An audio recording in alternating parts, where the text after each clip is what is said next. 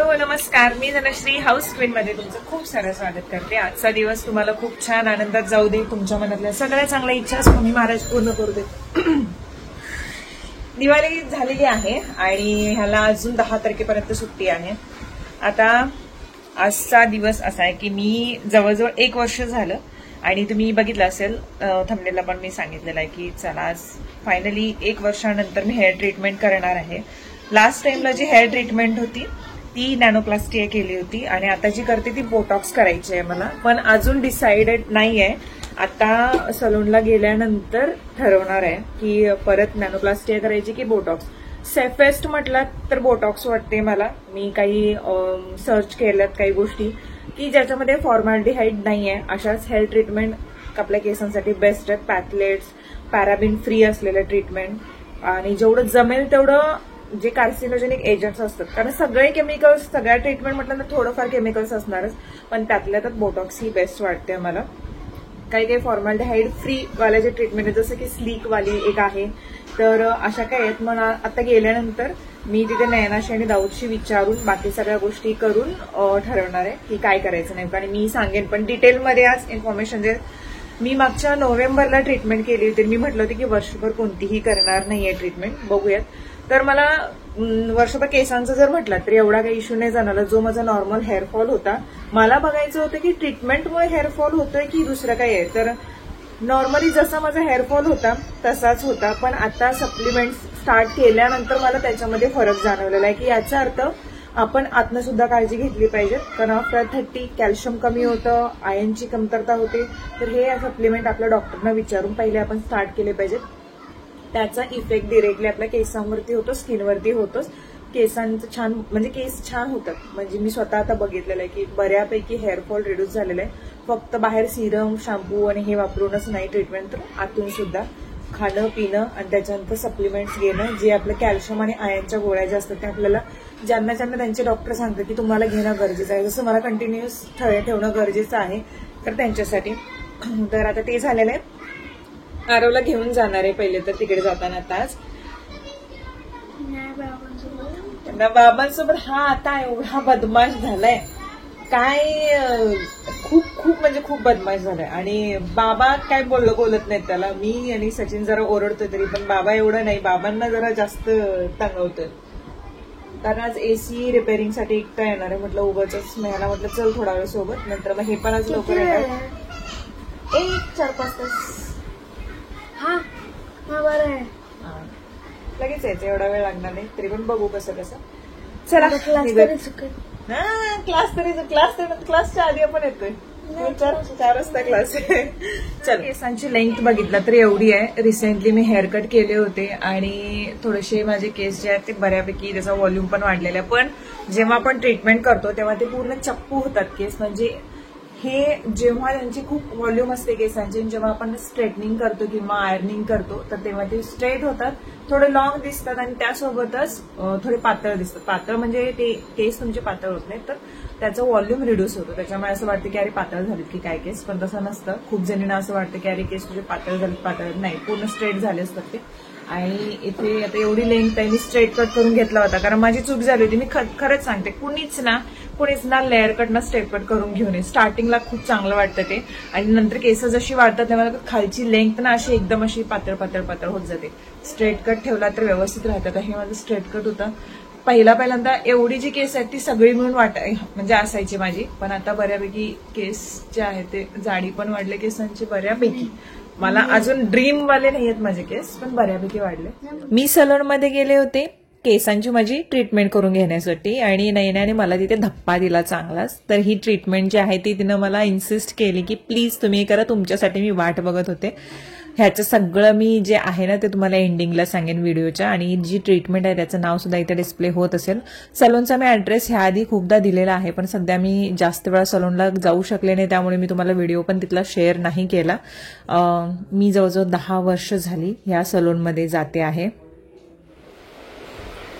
First product of the treatment it's micellar water makeup removal, जिससे हम makeup को clean कर रहे हैं। This is our pre-cleanser. It helps to cleanse the skin, brightens the skin. Also, it helps to reduce the redness, calming the skin, brightens the skin. This is meant for completely oily skin.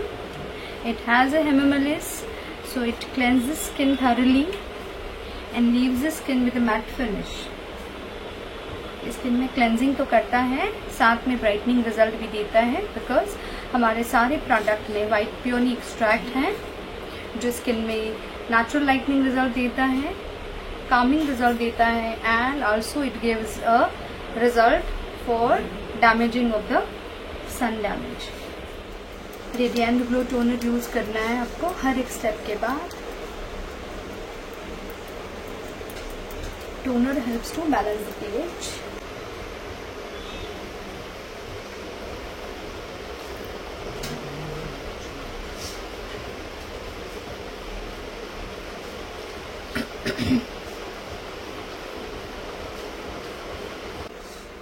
It helps to cleanse the skin, जिसमें cleansing gel use कर रहे हैं हम. It's a non granular scrub.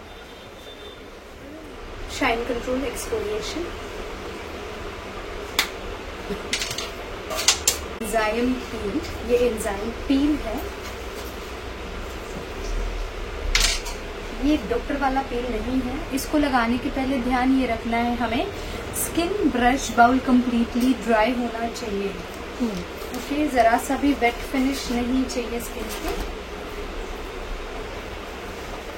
Enzyme has a good bacteria जो dead cells को digest करने का काम करती है. जैसे ऐसी स्किन होती है, डेलिकेट होती है, तो उनके लिए स्क्रब भी उतना ही डेलिकेट होना चाहिए. इसको हम रखेंगे 10 मिनट के लिए. इसमें होती नहीं है. दिस इज अ माइल्डेस्ट स्क्रब.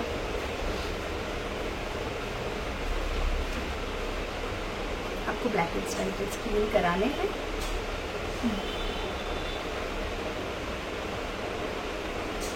अच्छी बैक्टीरिया डेड सेल्स को डाइजेस्ट कर देती है. आपको लगाने के बाद हल्का सा माइल्ड ब्रश एक्सफोलिएशन देना है इसके साथ.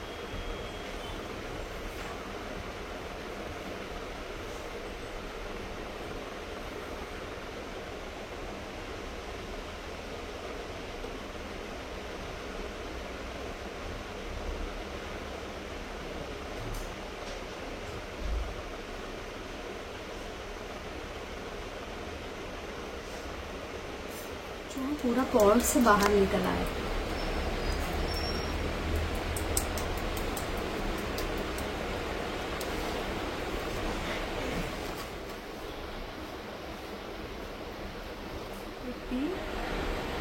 आप इसका क्लेंजिंग यूज करेंगे ना, तो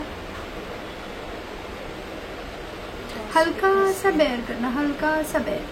मैं ज्यादा पुश नहीं कर रही हूँ डियर. बहुत ज्यादा पेनफुल है?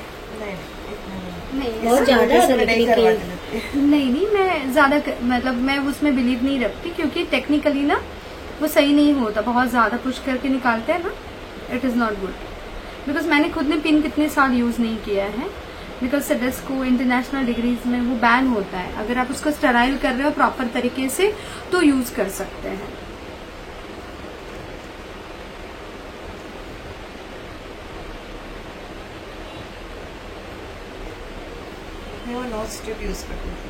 ओके, बट यहाँ पे एंजाइम हमने लगाया ना मैम, तो वो डेड सेल्स को लूजन अप कर देता है ना, तो बहुत अच्छे से वो बाहर आ रहे हैं. आई नो रोज प्रेस करते तो बहुत ज्यादा सेंसिटिविटी फील होता है, बट थोड़ा सा बाहर आ गए हैं. थोड़ा बेयर करना, ब्लैकेट भी निकल गए बहुत अच्छे से, बहुत अच्छे से. नैना जी ने बैलेंस द pH. हमारी टोनर में अल्कोहल नहीं है. It's alcohol free toner, so we will apply on eyes. This product is completely safe for 17-year age group of teenagers. Massage नहीं करवाते ना कभी, या करवाते हैं? घर पे करते हैं. क्रॉस लेग निकालेंगे please. Cross leg. Open your legs, legs legs legs. ये अंदर पेनिट्रेट हो जाता है, बहुत ज़्यादा सुपरफिशियल नहीं रहता है.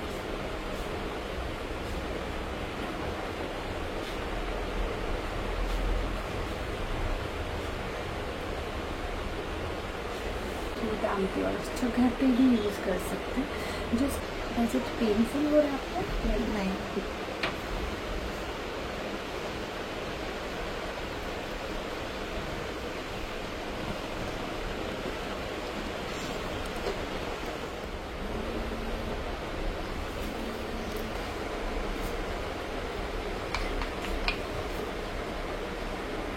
नॉर्मल रखना फेस को, normal feeling cold.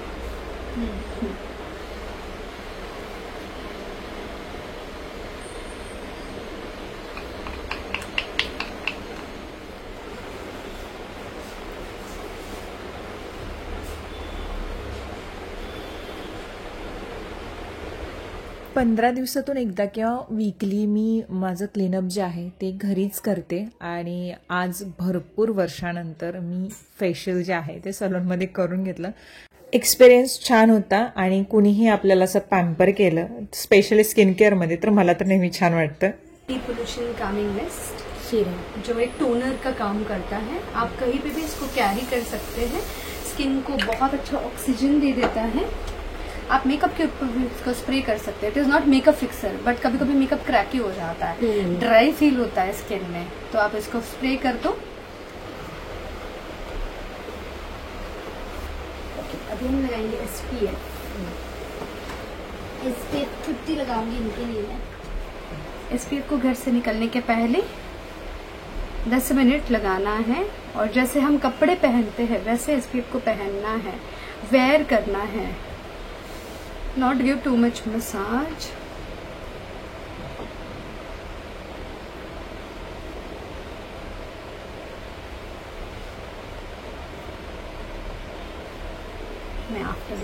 After facial खूप फ्रेश वाटत होतं आणि छान होतं. आरो पण होता, आरोला पण खायला दिलं. मी घरातून येतानाच काही गोष्टी घेऊन आले होते.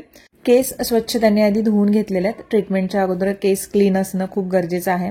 काही प्रोसिजर आहेत. आता ट्रीटमेंट केसांच्या खूप साऱ्या तुम्हाला माहीत असतील. इथे मी निओप्लेक्स जी आहे ती ट्रीटमेंट करून घेते. याच्यामध्ये पहिल्यांदा केस चांगले स्वच्छ वॉश केलेले आहेत. मला कलरही करून घ्यायचा होता, त्याच्यासाठी सगळ्यात अगोदर केसांना कलर केला. कलर केल्यानंतर हेअर वॉश केले. त्यानंतर निओप्लेक्सची जी ट्रीटमेंट आहे तर ती स्टार्ट केली. प्रत्येक लेअर घेऊन केसांचं त्याच्यावरती ही क्रीम जी आहे ती अप्लाय केली जाते. कोणत्याही हेअर ट्रीटमेंट, स्किन ट्रीटमेंट ज्या काही असतील, फक्त कुठेही तरी सेल लागलेला आहे, कुठेतरी तुम्हाला चांगला डिस्काउंट मिळतोय म्हणून जाऊ नका. स्किन आणि केस हे खूप गोष्टी महत्त्वाच्या आहेत आपल्यासाठी. त्यामुळे चांगले प्रोफेशनल असतात तर त्यांच्याकडेच करून घ्या. रिव्ह्यूज असतात, काही कस्टमरनी करून घेतलेलं असतं ते ट्रीटमेंट. आणि जे प्रोफेशनल असतात ना तर त्यांना माहीत असते की कोणता प्रोडक्ट किती प्रमाणात वापरायचा आहे. कारण काही वेळा खूप लोक कलर करून घ्यायला जातात, केस खूप डॅमेज होऊन जातात. मी इथेच कलर सुद्धा करून घेते महिन्यातून एकदा, पण मला कुठेही माझ्या केसांना डॅमेज असं झालेलं नाही. जे काही केसांच्या माझ्या प्रॉब्लेम्समध्ये सुरू होते तर ते माझ्यामुळेच होते. कारण मी ही पूर्ण वर्षभर जे आहे ते स्वतःवरती ट्राय करून बघितले की ट्रीटमेंटमुळे केस पातळ होतात की आपण इनटेक सुद्धा तसा घेतला पाहिजेत. दोन्ही गोष्टी महत्त्वाच्या आहेत. पण सगळ्यात जास्त जो रोल आहे तो आपण जे काही खातो त्याच्यावरती डिपेंड आहे. शरीर हेल्दी असेल तर सगळ्याच गोष्टी छान हेल्दी राहतात आपल्या. जे प्रोडक्ट त्यांनी अप्लाय केलेलं ते 1 तासभर केसांच्या वरती ठेवल्यानंतर ते अशा प्रकारे स्ट्रेटनिंग, केस स्ट्रेटन करतात. म्हणजे ते प्रोडक्ट जे आहे ते केसांच्या मध्ये जावं म्हणून. आणि इथे तुम्ही बघताय तर माझ्या केसांचा कलर हा चेंज झालेला आहे. कारण ट्रीटमेंट करायच्या अगोदरच हेअर कलर मी केला होता आणि माझा जो नॅचरल केसांचा कलर आहे तर तो ब्राऊन शेडमध्ये आहे. म्हणजे डोळे पण ब्राऊन आणि केसांचा कलर पण ब्राऊनच आहे. पण मी ब्लॅक कलर वापरायचे, जो नॅचरल ब्लॅक असतो तो. पण आता हेअर स्ट्रेटनिंग केल्यानंतर जिथे माझे ग्रे हेअर असतात ना तर तिथे कलर अप्लाय केल्यानंतर तो कलर वेगळा झाला. म्हणजे एक ब्लॉन्ड हेअर कलर जो होतो ना तशा पद्धतीने झालं ते. समोरचे थोडेसे केस मी दाऊदला कट करायला सांगितले कारण ह्या आधी सुद्धा होते. तर असं पूर्ण ट्रीटमेंटचा लुक जो आहे तो असा आलेला आहे आणि मला तर आवडलेला आहे बाबा. नैना ओके. तर हेअर कलर आधी केला होता आणि त्याच्यानंतर ट्रीटमेंट केली. त्याच्यानंतरचा हा कलर आलाय. हा कोणताही शेड नाहीये पण असा शेड करून मिळतो. माझं नॅचरली आलाय. हेअरची ट्रीटमेंट झाल्यानंतर हे इतके छान लांब झालेत. म्हणजे आता दिसतायत छान. सगळी ट्रीटमेंट कम्प्लीट झालेली आहे. मला आवडलेले आहेत. Thank you thank you thank you. Dawood busy है. थैंक यू बोल दे. Thank you ma'am. और किसी को आना हो तो फोन करके काली मार्विश निर्वाणा बिल्डिंग। आपका इसका फोन नंबर दे देते हैं। मेरा नंबर 9892059716। यहाँ पे मी असे करते मेंशन कीजिए। चल आता घरी निघते मी, वेळ झाला जायला।